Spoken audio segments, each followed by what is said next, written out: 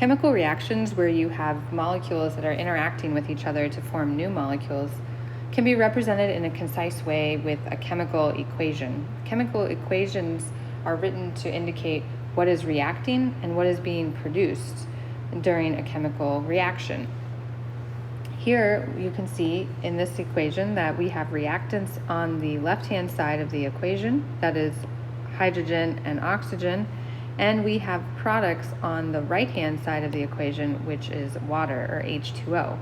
In between the reactants and the products is an arrow, and this arrow points from left to right, and that arrow indicates yields or produces. And so you would read this as hydrogen gas plus oxygen gas yields or produces water.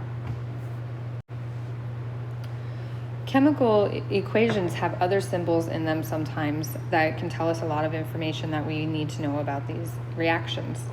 In this equation here, we have methane gas reacting with oxygen gas to produce carbon dioxide plus water. Our reactants are on the left-hand side. These are our reactants, and these are our products on the right-hand side. And we have an arrow in between. And you can see we have some added information. We have these G's here, and those G's stand for the phase or the state of matter. So a G stands for gas, an L stands for liquid, a S stands for solid, and an AQ stands for aqueous, which means it's a solution that is dissolved in water. So aqueous or in water. You can see here that we also have something over top of the arrow that is a delta sign. That delta sign means that heat has to be added in order for this reaction to occur. Sometimes when you deal with enzymes, they're written above there because they're not consumed in the reaction. They only help speed up the reaction. And so you might have other things written above the arrow. Chemical equations always need to be balanced because the law of conservation of mass states that matter or atoms cannot be created nor destroyed. It can only be transformed into something new. And so we must have the same number of atoms on both sides of the equation. If you look here and we're looking at this notation, we have the black spheres are carbon. So we have one carbon atom here, and we have 4 hydrogen atoms. We have 4 total oxygen atoms. And then if we look to the other side of the equation, we still have 4 oxygen atoms, 4 hydrogens,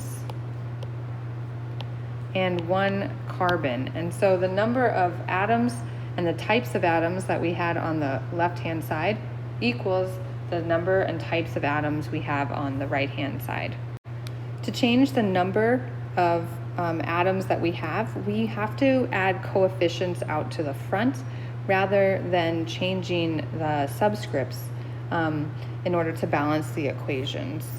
If we decided to change the subscripts, we would actually change the compound. So here we have water. It has 1 oxygen bound to 2 hydrogen. If we change the coefficient, we have 2 molecules of water. It's just now we have 2 of them, right?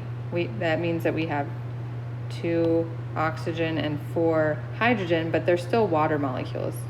However, if we change the subscript so that we have more oxygen molecules, oxygen atoms, and we change the H2O2, now we have a completely new molecule. We no longer have water. We have a completely new molecule. And so we need to be really careful, and we are only changing the coefficients or the numbers out front rather than the subscripts of a compound. I'm going to show you an example here. So if we have nitrogen gas plus hydrogen gas, it's going to produce ammonia. And so we have nitrogen. We have 2 nitrogen, and we have 3 hydrogen gas molecules. Okay, and that's going to produce, we need to have 2 nitrogen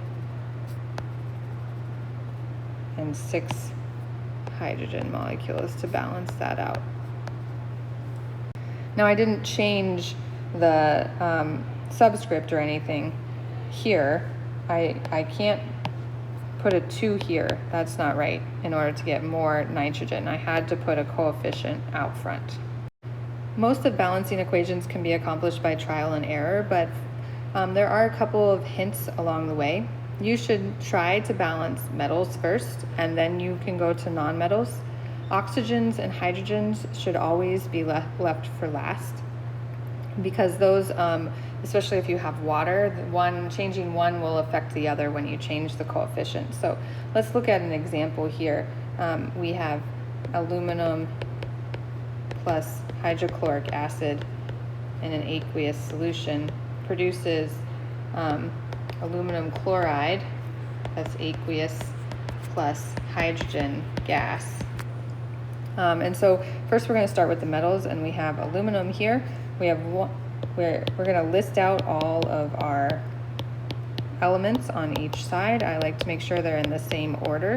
So aluminum, hydrogen, chlorine, and then I'm going to write aluminum, hydrogen, chlorine. That's just bookkeeping rules. And then I'm going to count how many I have on each side. I have 1 aluminum here, 1 hydrogen, 1 chlorine. On this side I have 1 aluminum, 2 hydrogen, 3 chlorine. And so I need to balance them. Well, my metals are already balanced. I don't need to do anything right with them right now. Next, I'm going to look at my chlorines. I need to have 3 chlorines on my reactants.